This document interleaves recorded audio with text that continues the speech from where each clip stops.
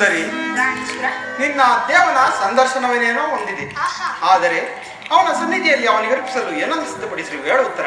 ನನ್ನ ಸರ್ವಸ್ವವನ್ನು ಕೊಟ್ಟಿರುವೆನು. ಇನ್ನು ನನ್ನದಾಗಿ ಏನು ಉಳಿದಿದೆ ನೀವೇ ಹೇಳಿ. ನಿನ್ನ ಹೃದಯದ ಪ್ರೇಮ ಉತ್ತರ. ಆಹಾ, ಅದು ಮೊದಲಿನಿಂದಲೂ ತಮ್ಮದೇ ಆಗಿದೆ. ಪುನಃ ಕೊಡುವ ಅಗತ್ಯವಿಲ್ಲವಲ್ಲ. ಪ್ರೇಯಸಿ, ಪ್ರಿಯ, ನಾನದನ್ನು ಬಲ್ಲೆನು. ಪ್ರತಿ ದಿನವೂ ಪ್ರತಿ ಕ್ಷಣವೂ ನಿನ್ನ ಪ್ರೇಮವನ್ನು ಹೊಸದಾಗಿ ಪಡೆಯಬೇಕೆಂಬುದು ನನ್ನ ಬಯಕೆ. ಅಲ್ಲವೇ ಮತ್ತೆ ವಸಂತದ ಬಳ್ಳಿಯು ದಿನ ದಿನವೂ ಹೊಸದಾದ ಹೂಗಳಿಂದ ಸೃಷ್ಟಿಕರ್ತರನ್ನು ಆರಾಧಿಸುವುದು.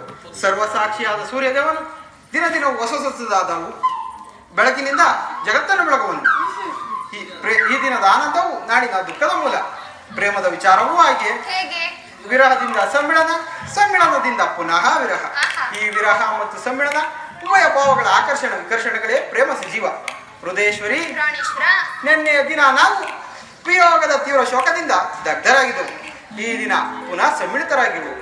ಈ ಆನಂದದ ಸುಪ್ರಭಾತದಲ್ಲಿ ಪುನಃ ನಿನ್ನ ಪ್ರೇಮ ಪೂಜೆಯನ್ನು ಕೈಗೊಳ್ಳಬೇಕೆಂಬುದು ನನ್ನ ಆಸೆ ಉತ್ತರ.